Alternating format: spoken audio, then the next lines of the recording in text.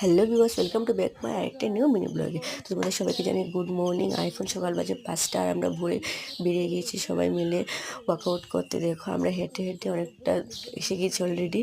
তো অলরেডি কিন্তু মানে আলো হয়নি, এখনও অন্ধকার অন্ধকার রয়েছে। তো ওদেরকে প্রোটেক্ট করার জন্য আমি লাঠিটা নিয়েছি। তো আমার লগে সাথে দিয়ে দেখে দিচ্ছে দেখো অন্ধকার অন্ধকার।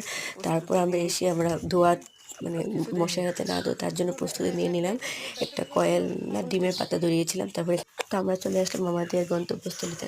থোকাটা দেখে দিলাম, এই দেখো আমাদের ফ্রেন্ডরা এখানে করছে, আমি করে নিয়েছি অলরেডি। আর আমরা আস্তে আস্তে আজকে ম্যাক্সিমাম মানুষই করে মানে করে চলে গেছি।